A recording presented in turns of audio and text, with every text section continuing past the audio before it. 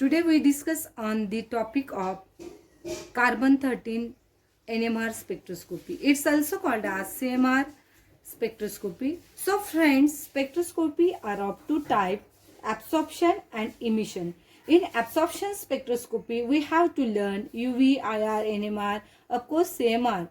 And in emission spectroscopy, the another one, that is a fluorescence study we have to done in the head of emission spectroscopy. So friend, before going to discuss on carbon 13 spectroscopy, we should look how much difference and how much same things are present in HNMR spectroscopy and carbon 13 NMR spectroscopy. Now look toward that. In HNMR spectroscopy, we have to consider the hydrogen nuclei. Okay, the hydrogen nuclei having a natural abundance is 99.7%, and as per the abundance of carbon 13, the 1.1% abundance of carbon 13 are present naturally as compared to the carbon 12. Now look toward this. Carbon 12 possesses the 98.9% abundance. So in nature, carbon 12 are present all over. So sensitivity. So friends, sensitivity of H1 nuclei is too much maximum as compared to the carbon 13. So look toward that the gyroscopic ratio of hydrogen nuclei is too much larger, means carbon 13 nuclei having a gyroscopic ratio is 4 times less than the hydrogen nuclei. Now time required for scanning the H1 and carbon 13 nuclei.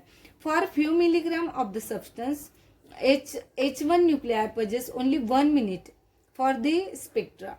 But for the same compound, when we take 10 times, that time we will be get the 40 to 50 minutes required for the spectra which are taken for the carbon 13 NMR.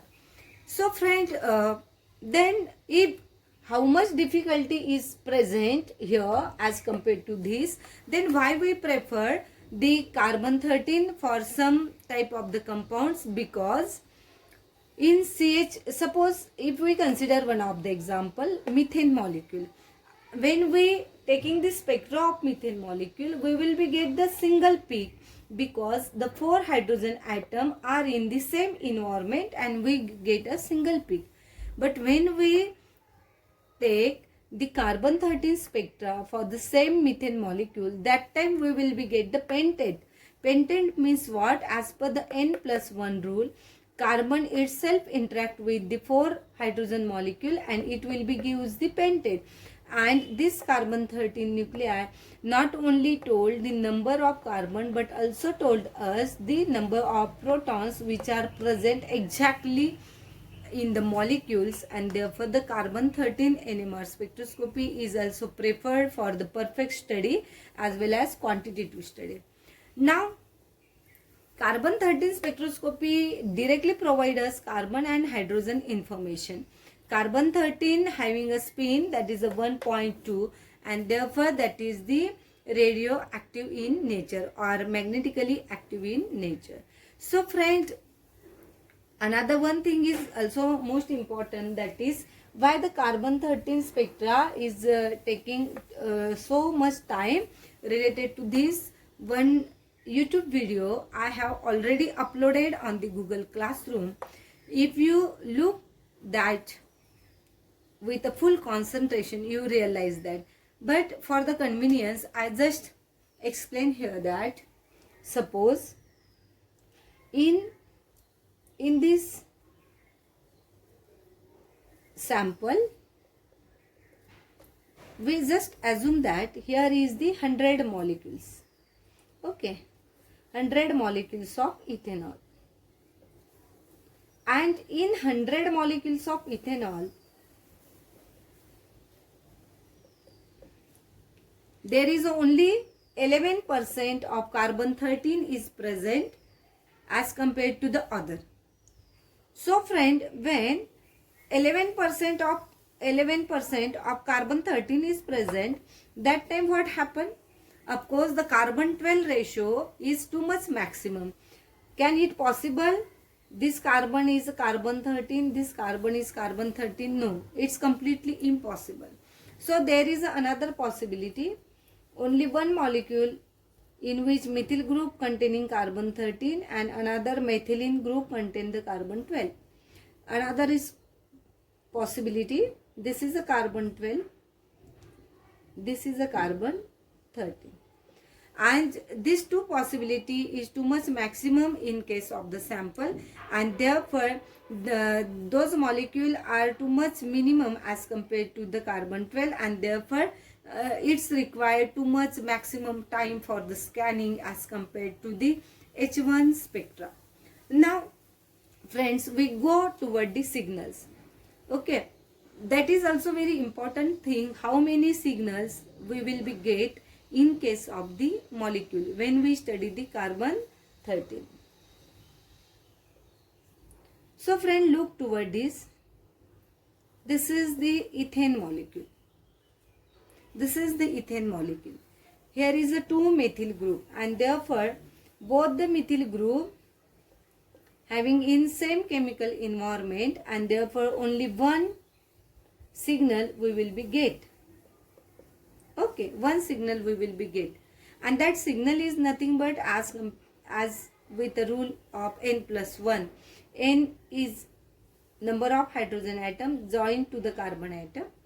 3 plus 1, that is the quartet, and in this case we will be get the quartet. Now friend, look toward another simple example I have to put in front of you, that is the propane. In this case, how many signal we will be get? Of course, we will get the 2 signal, one for methyl group in the same chemical environment and another one for the methylene group which are in the another chemical environment, and therefore this methyl group shows quartet and this methylene group shows the triplet. Very good. Now we go toward this example. Now look toward this. This is the one of the example. Here is the 2 methyl group, but both the methyl group having a different chemical environment, and therefore this methyl group shows one signal, itself show another signal. Therefore total signal we will be get here 5. Are you understand? And how many? What is the splitting pattern? Of course, quartet, triplet, singlet, singlet, and here is here is the quartet. Now friend, this is one of the symmetrical molecule example, isn't it? Symmetrical, therefore we will be get here 2 signals. This one is shows quartet and this one is shows doublet. Now look toward this example. Of course, this line is reflect the methyl group attached to the benzene ring. So friend, when you look such a type of the molecule, observe this symmetrical pattern of this. Therefore this methyl group show this same signal because this methyl group having the same distance from this methoxy group. Okay, this methoxy-methylene group also shows one signal. Now this carbon atom, don't forget this, because this is a carbon 13 spectroscopy.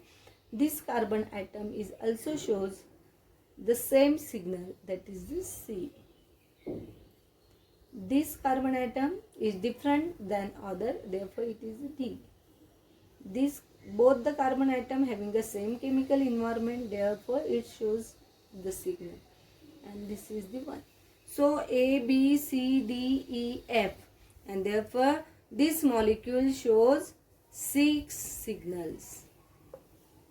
Now friend, look toward this molecule. This molecule is interesting one. If there is a absence of oxygen atom, the molecule is symmetrical and we will be get how many signal? You just count 1, 2, 3, 4 and 5.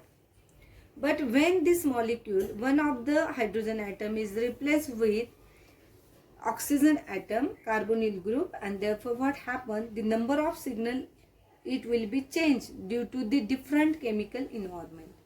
So this carbon showing 1, 2, 3, 4, 5, 7 signal you will be get. Don't look, both the carbon is same, but distance of both the carbon from this group is different, and therefore the environment is different, and therefore we will be getting these signals in this case. Now look toward, this is the symmetrical molecule, means same substituent is attached to this, therefore this carbon having the same values shows same signal, then same signal, same signal, same one.